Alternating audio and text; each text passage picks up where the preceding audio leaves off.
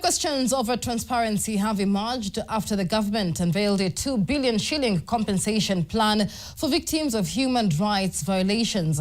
The Victims Coalition and their lawyers are now demanding the publication of the beneficiary list, saying they have little confidence in the process. NTV's Sh2 reports. We must confront this occasion. The government's move to announce compensation for at least 1,000 victims is widely seen as an effort to ease mounting pressure over delays in the reparation process and avert planned demonstrations this week.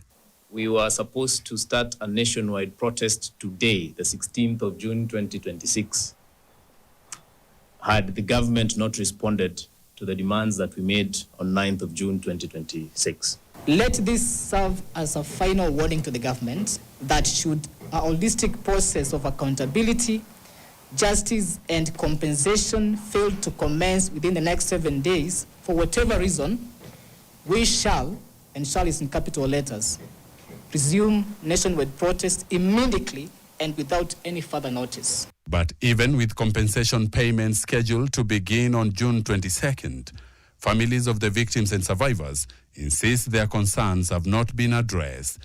They cite the government's refusal to publicly disclose who will benefit from the program. We don't want to have situations where someone who is not a victim of anything getting 2 million for nothing. So that is why we are saying this list must be made public.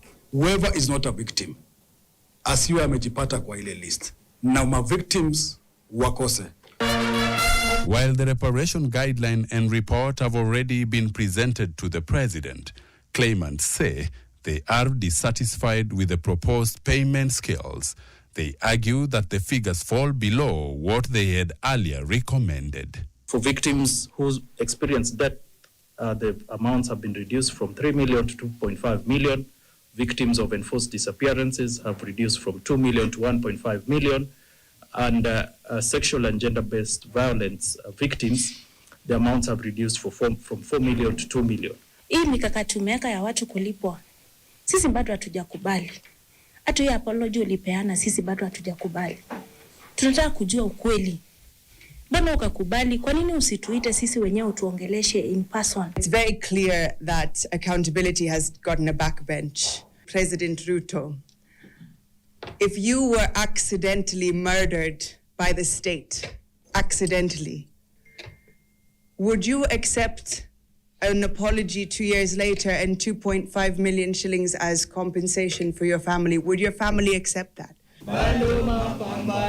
The compensation debate now unfolds against a backdrop of remembrance, with families and activists planning weekly wreath-laying and candle-lighting ceremonies to honor those who lost their lives during past violent protests. The memorial observances will be held every Sunday for the next 2 months. Sh2, NTV.